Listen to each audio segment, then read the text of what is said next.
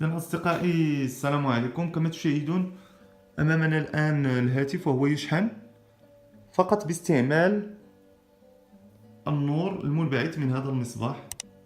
بطبيعة الحال لأنني أصور في الصباح الباكر لا توجد بعد الشمس، ولكن نفس الفكرة، يعني بمجرد أن تكون هناك طاقة شمسية فاللوحتين الموجودتين المثبتتين وراء الهاتف خلف الهاتف كما تشاهدون هما اللتان مسؤولتان عن إصدار شحنة كهربائية تجعل الهاتف يشحن.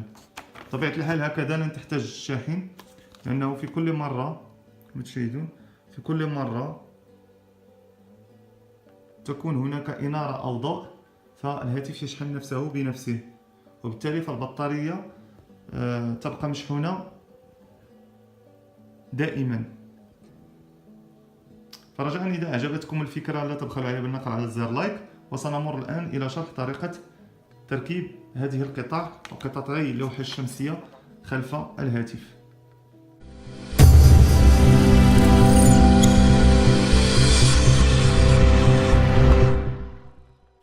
إذن أول شيء سنحتاج إليه هو قطعتي لوحة شمسية. يمكنكم اقتناؤها عبر موقع ايباي على الرابط الذي يوجد أسفل الفيديو، أو يمكنكم البحث عن قطعتي طاقة شمسية وشراؤهما من موقع ايباي.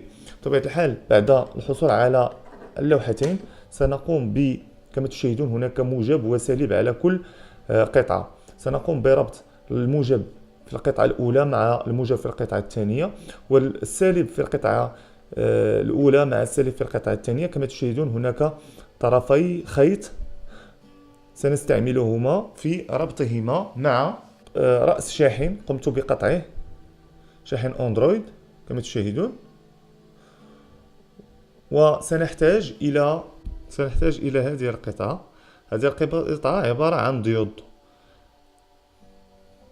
بطبيعة الحال أين لكم أن تجدوا هذه القطعة؟ هذه القطعة يمكن أن تجدها في جميع القطع الإلكترونية كيفما كانت. هذه القطعة الإلكترونية كمثلا أنا قمت باستخراج هذه القطعة من هذه القطعة الإلكترونية. فبطبيعة الحال ما سنقوم به هو أنه التركيز على أن الموجب في هذه القطعة هو المكان الموجود بالرمادي. كما تشاهدون هناك هذه المساحة الموجودة باللون الرمادي، هذه المساحة هي الموجب وهذه المساحة هي السالب. سنقوم بأخذ رأس الشاحن ثم سنربط القطعة الموجبة فيه في المكان السالب على هذا الشكل كما تشاهدون، في المكان الموجب على هذا الشكل.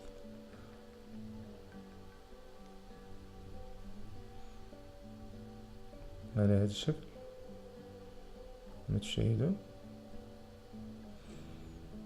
ثم سنأخذ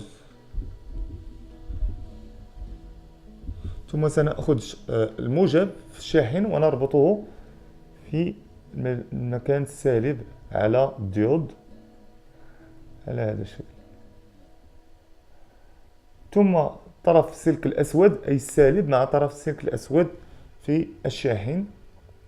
ثم نقوم بعزل الكل بلصاق عازل، وهكذا نكون قد انتهينا. فقط علينا تركيب القطعة على غلاف الهاتف الذي نود شحنه. إذا أتمنى أصدقائي أن تكون هذه الفكرة قد نالت إعجابكم. أضرب لكم موعد إن شاء الله في حلقة أخرى بإذن الله. إلى ذلكم الحين دمتم في أمان الله وإلى اللقاء. لا تنسوا الاشتراك في قناتي على اليوتيوب وكذلك زيارة مدونة المحترف للمزيد من المواضيع التقنية. إلى اللقاء.